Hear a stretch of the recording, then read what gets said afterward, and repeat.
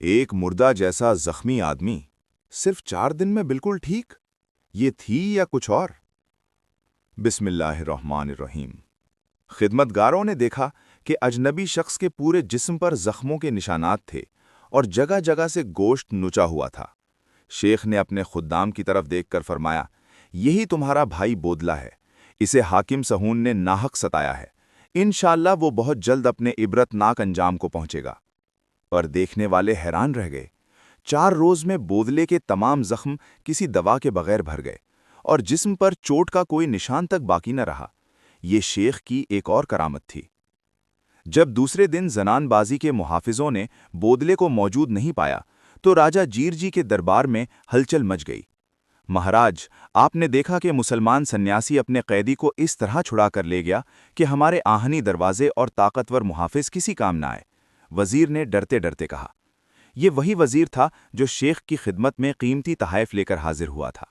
ابھی وقت ہے کہ ہم سنبھل جائیں اور اس فقیر کو ستانے سے باز رہیں۔ راجہ چیر جی نے اپنے وزیر کی بات کا کوئی جواب نہیں دیا اور اس کا عیار ذہن نیا منصوبہ تراشنے لگا۔ پھر جب مسلمان درویش کی اس کرامت کا شور بلند ہوا تو اس محلے کی طوائفیں ترک سکونت کر کے وہاں سے کسی اور محلے میں چلی گئیں۔ زنانے بازاری کے رخصت ہوتے ہی شیخ نے اپنے خدمتگاروں کو حکم دیا، ان مکانوں کو ڈھا دو اور زمین کو ہموار کر دو۔ خدام پیر و مرشد کے حکم پر فوراً ہی عمل پیرا ہوئے اور ان لوگوں نے طوائفوں کے مکانوں کو مسمار کرنا شروع کر دیا۔ تھوڑی دیر بعد ہی یہ خبر پورے شہر میں عام ہو گئی۔ ابھی ایک مکان بھی پوری طرح منہدم نہیں ہوا تھا کہ چند مسلح افراد گھوڑوں پر نمودار ہوئے۔ پھر ایک توانا شخص فتنے سے بھرا ہوا نیچے اترا اور انتہائی غضبناک لہجے میں درویشوں کو مخاطب کر کے بولا، تم لوگ کس کے حکم سے مکانوں کو ڈھا رہے ہو؟ درویشوں نے مسلح افراد کی طاقت سے مروب ہوئے بغیر کہہ دیا کہ وہ اپنے شیخ کے حکم پر عمل کر رہے ہیں۔ تمہارا شیخ کون ہے؟ اس شخص نے قہر آلود لہجے میں پوچھا۔ خدمتگار اس سوال کا جواب دینے ہی والے تھے کہ شیخ اپنے خیمے کے دروازے پر جلوہ افروز ہوئے۔ وہ ہیں ہمارے شیخ، درویشوں نے اپنے شیخ کی طرف اشارہ کرتے ہوئے کہا۔ ایک مردہ جیسا زخمی آدمی صرف 4 دن میں بالکل ٹھیک؟ یہ تھی یا کچھ اور؟ بسم اللہ الرحمن الرحیم۔ خدمتگاروں نے دیکھا کہ اجنبی شخص کے پورے جسم پر زخموں کے نشانات تھے اور جگہ جگہ سے گوشت نچا ہوا تھا۔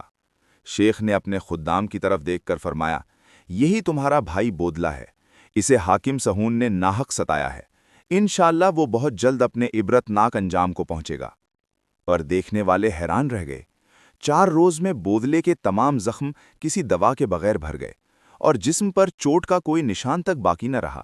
یہ شیخ کی ایک اور کرامت تھی۔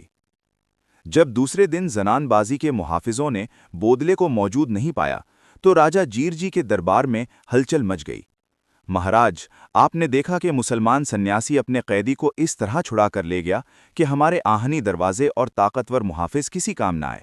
وزیر نے ڈرتے ڈرتے کہا۔ یہ وہی وزیر تھا جو شیخ کی خدمت میں قیمتی تحائف لے کر حاضر ہوا تھا۔ ابھی وقت ہے کہ ہم سنبھل جائیں اور اس فقیر کو ستانے سے باز رہیں۔ راجہ چیر جی نے اپنے وزیر کی بات کا کوئی جواب نہیں دیا اور اس کا عیار ذہن نیا منصوبہ تراشنے لگا۔ پھر جب مسلمان درویش کی اس کرامت کا شور بلند ہوا تو اس محلے کی طوائفیں ترک سکونت کر کے وہاں سے کسی اور محلے میں چلی گئیں۔ زنانے بازاری کے رخصت ہوتے ہی شیخ نے اپنے خدمتگاروں کو حکم دیا، ان مکانوں کو ڈھا دو اور زمین کو ہموار کر دو۔ خدام پیر و مرشد کے حکم پر فوراً ہی عمل پیرا ہوئے اور ان لوگوں نے طوائفوں کے مکانوں کو مسمار کرنا شروع کر دیا۔ تھوڑی دیر بعد ہی یہ خبر پورے شہر میں عام ہو گئی۔